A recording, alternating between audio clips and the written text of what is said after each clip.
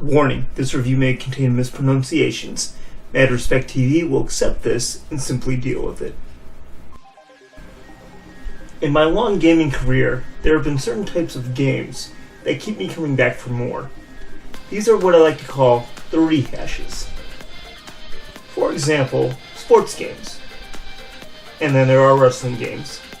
Games that keep the same general premise, but there are little changes besides minor updates. Let's face it though, both genres are equally worthless to the local GameStop after 1 year. So over the years you tend to just pick one up every now and then when you have an itch.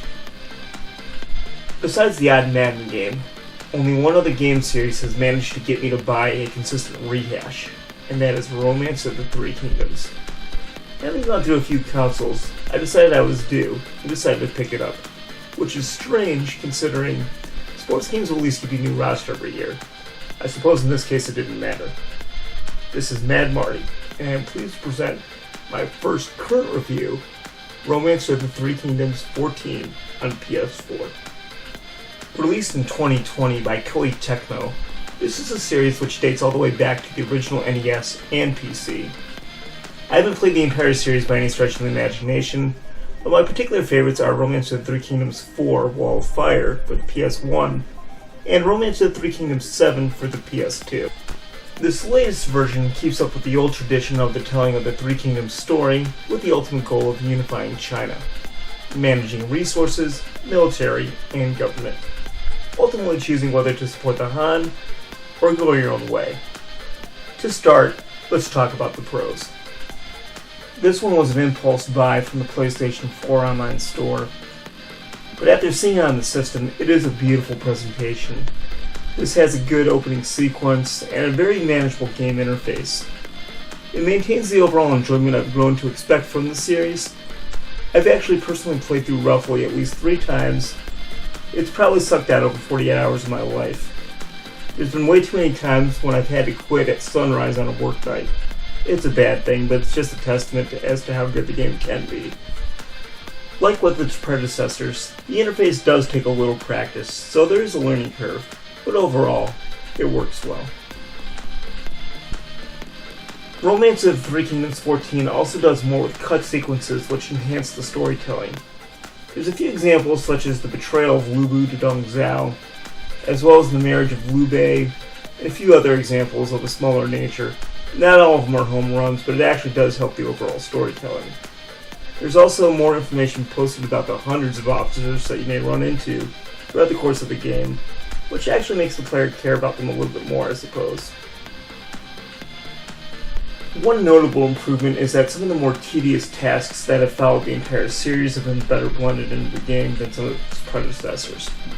For example, you can set better auto-governing for unused regions, which allows for the front lines to stay better funded and maintained without having to micromanage the entire rear. In this game, the difficulty overall, I would say it's adequate. Challenging enough to keep it interesting even at the default settings, even though you can make it harder. Usually careful planning can get you victory in the big picture with enough patience. Having said that though, I've had plenty of campaigns fall apart due to poor planning or other unforeseen mishaps, which I suppose goes well with actual history. Quick side note, make sure you watch that officer loyalty, because they will leave your side, easily, and it's very irritating to see a high-value general leave your army when you need them the most. There is one awesome feature that I just have to bring up.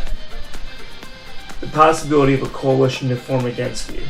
Basically what happens if you get too aggressive, other nations can form a coalition against you, which really amps up the difficulty. I've had as many as 5 nations gang up on me at one time. The first time this happened to me, I absolutely loved the change, and it makes the player value the diplomacy features far more in the game. One final pro. I just really like the zoom out map. It pleases me when I see that I've taken over 60% of China, and I'm still growing. Yeah, I could stare at these number comparisons and percentages for a while. It's very colorful and pleasing to the eye. Okay, let's talk about the cons. And there are cons. There are 2 major gripes I have about this game. and a few small ones. The biggest issue I have is the lack of roles you can play. In Romance of the Three Kingdoms 7, you have the ability to play a ruler, warlord, which is basically the emperor's right-hand man, a grunt general, or a prefect. But in this game you can only play the ruler, which really makes me miss the old features. Big gripe number 2. There is no separate combat sequence once combat's been initiated. Basically what happens is if you ordered your men to attack a structure or an opposing army, combat sequence will run in conjunction with everything else that's going on within the game. So you have to issue your city orders, your training orders, your cultivation orders while you're managing a big attack. And that kind of takes some of the spice out. Admittedly, sometimes I get impatient because I want to resolve the combat, and I just wind up fast forwarding the game, which can lead to lost opportunities because you're not issuing all the orders you can, and therefore I kind of prefer a separate combat sequence. Another small gripe within the combat sequence itself. There are a lot of abilities and plot options that your generals can use. Historically, I've been used to triggering these at my command on the older versions of the game. Now most of them will trigger randomly on their own. This kills a little bit of the strategy, and it's a missed opportunity by the game makers. Speaking of the abilities and traits, there's plenty to choose from in training, but it's almost too detailed, and a player can lose interest after a certain level of depth. I don't need 6 different abilities in which I can light a fire. Once you go through the game, you kind of see what I'm talking about, but overall, it's a small gripe. I'm just going to toss this last little gripe in there. There's no multiplayer mode, at least none that I saw. Having said that though, I'm not sure if Romance of the Three Kingdoms, due to its complexity, is a good game for multiplayer. But, in my friend circle, it could get a little nasty, which is a pity. So, we've talked about the pros.